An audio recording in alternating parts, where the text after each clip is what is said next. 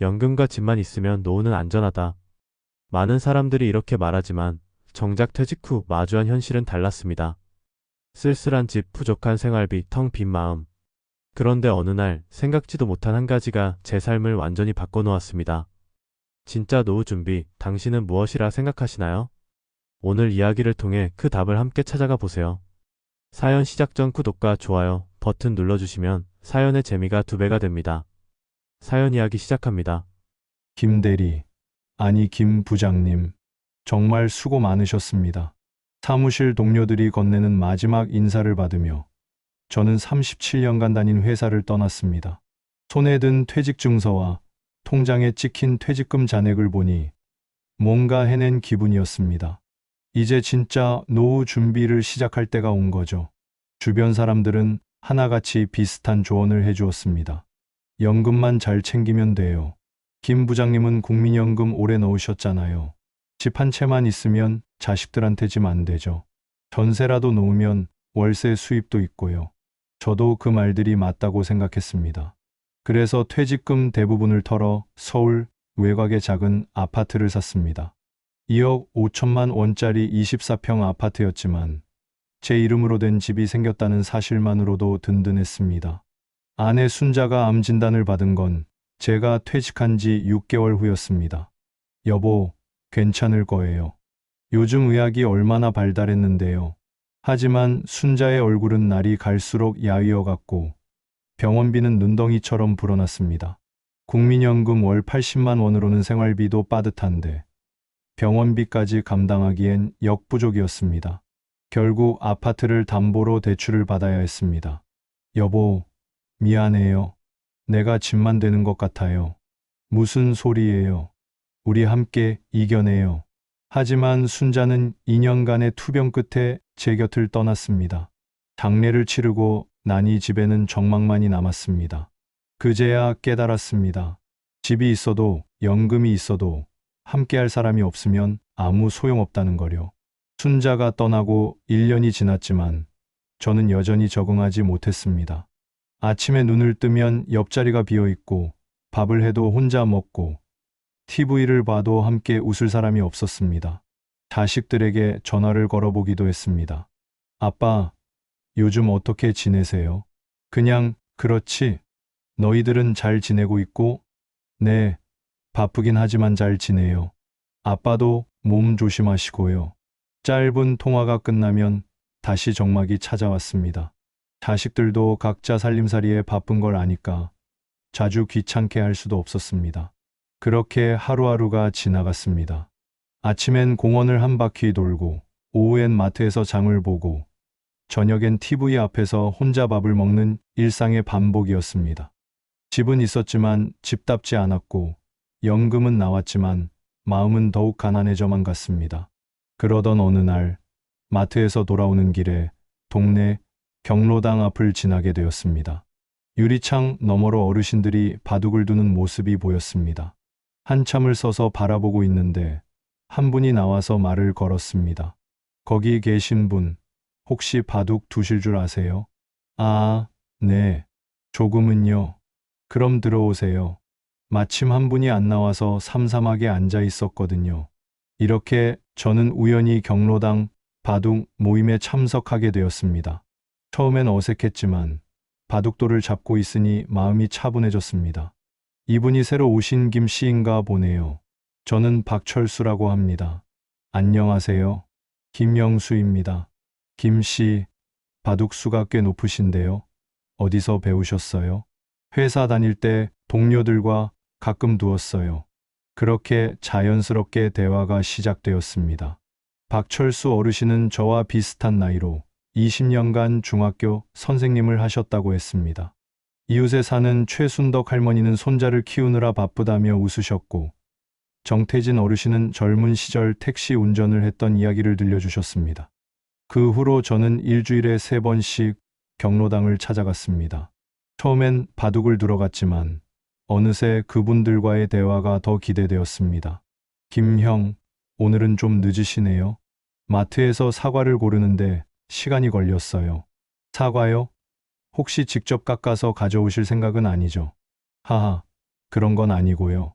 사실 순자가 살아있을 때는 과일을 깎아본 적이 거의 없었습니다. 모든 걸 아내가 해주었거든요. 그런데 이제는 혼자서 장도 보고 빨래도 하고 청소도 해야 했습니다. 처음엔 서툴렀지만 점점 익숙해져 갔습니다. 김형, 우리 내일 한강에 나들이 가는데 같이 가실래요? 박철수 어르신의 제안에 저는 조금 망설였습니다. 순자가 떠난 후로는 멀리 나가본 적이 없었거든요. 가봐야죠. 집에만 있어서 뭐 해요. 다음 날 저는 오랜만에 한강을 찾았습니다. 4월의 따스한 햇살과 새파란 하늘, 그리고 함께 웃는 사람들이 있었습니다. 순자와 젊은 시절 자주 오던 곳이었지만 이번엔 다른 기분이었습니다. 그리움이 아닌 새로운 시작 같은 느낌이었습니다. 경로당을 다니면서 저는 여러 가지를 배웠습니다. 최순덕 할머니한테는 김치 담그는 법을, 정태진 어르신한테는 혼자서도 맛있는 찌개 끓이는 법을 익혔습니다. 그리고 무엇보다 사람과 대화하는 즐거움을 다시 느꼈습니다. 김형, 요즘 표정이 많이 밝아지셨네요. 그런가요? 처음 왔을 때는 좀 우울해 보이셨는데 지금은 완전히 다른 사람 같아요.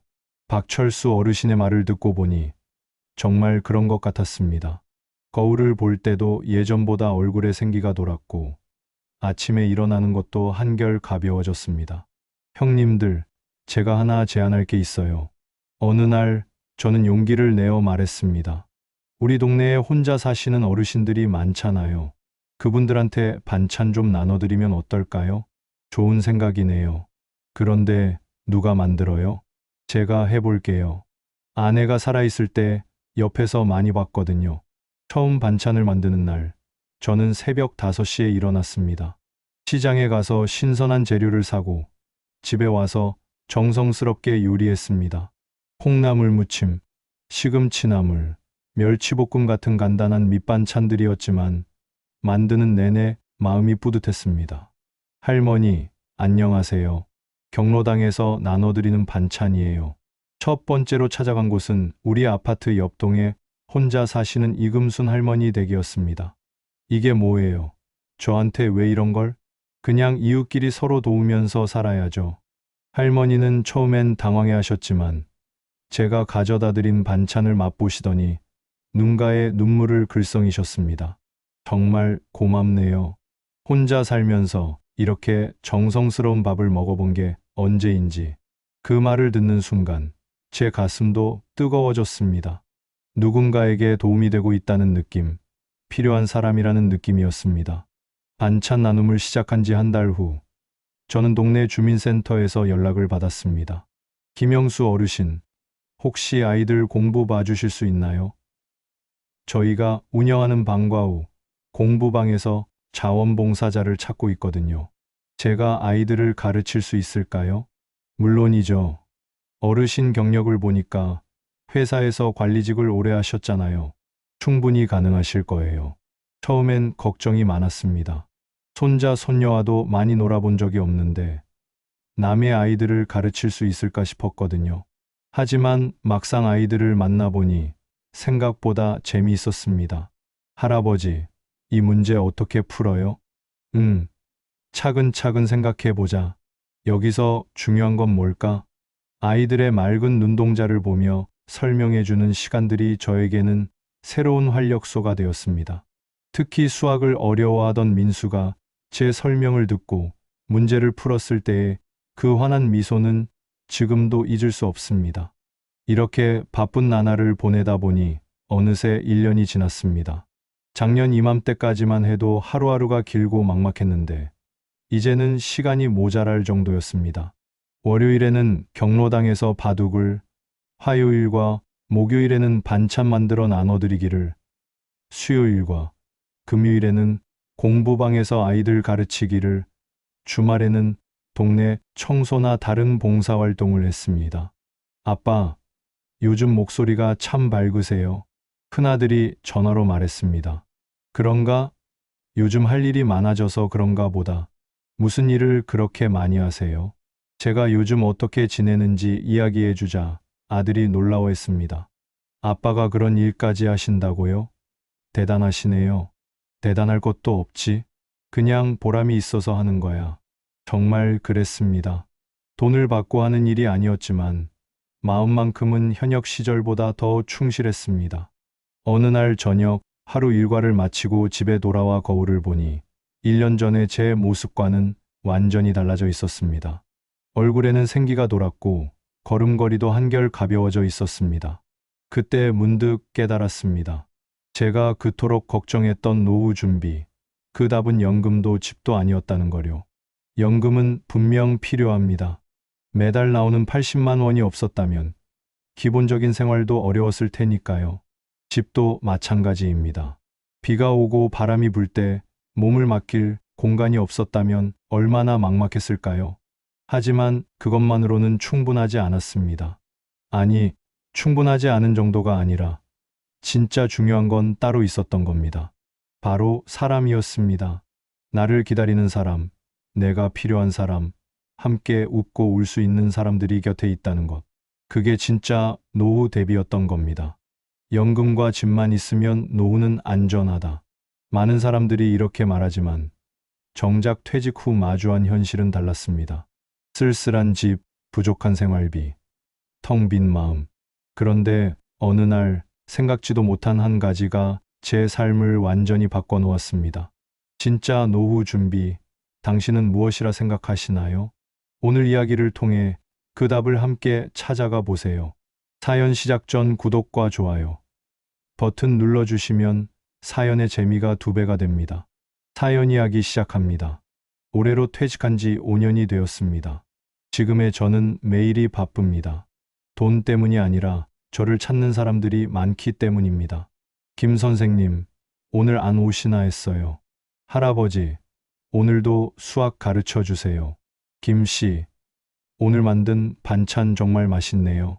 이런 말들을 들을 때마다 제 가슴은 따뜻해집니다. 누군가에게 필요한 사람이라는 느낌, 함께 나누고 소통할 수 있는 관계가 있다는 것이 얼마나 큰 행복인지 이제야 알겠습니다. 순자도 분명 하늘에서 웃고 있을 겁니다. 혼자서도 이렇게 씩씩하게 살아가는 남편을 보며 흐뭇해하고 있을 거예요. 요즘 후배들이 가끔 찾아와서 묻습니다. 형님, 노후 준비 어떻게 하면 좋을까요? 그럴 때마다 저는 이렇게 답합니다. 연금도 챙기고 집도 마련해야 해. 그건 기본이야. 하지만 그것만으론 부족해. 진짜 중요한 건 사람이야. 나이 들어서도 함께할 사람들, 서로 의지하고 도울 수 있는 관계를 만들어두는 게 가장 중요한 노후 대비라고 생각해. 관계요? 그래. 취미 모임도 좋고 봉사활동도 좋고 뭐든 상관없어. 중요한 건 혼자가 아니라 함께라는 거야. 돈이 있어도 혼자면 쓸쓸하고 집이 있어도 혼자면 허전해. 하지만 함께할 사람이 있으면 작은 원룸이라도 따뜻한 거야. 지금 저는 자신 있게 말할 수 있습니다. 노후 준비, 결국 저를 지켜준 건 연금도 집도 아닌 사람과의 연결이었다고요. 그리고 그 연결 속에서 저는 진짜 부자가 되었다고 생각합니다. 통장 잔고는 많지 않지만 마음만큼은 그 어느 때보다 풍요로우니까요. 사연 재밌게 들으셨나요? 구독과 좋아요 잊지 마시고요. 댓글로 여러분의 생각을 나눠주세요. 다음 영상에서도 더 감동적이고 흥미로운 이야기로 찾아뵙겠습니다. 함께 해주셔서 감사합니다.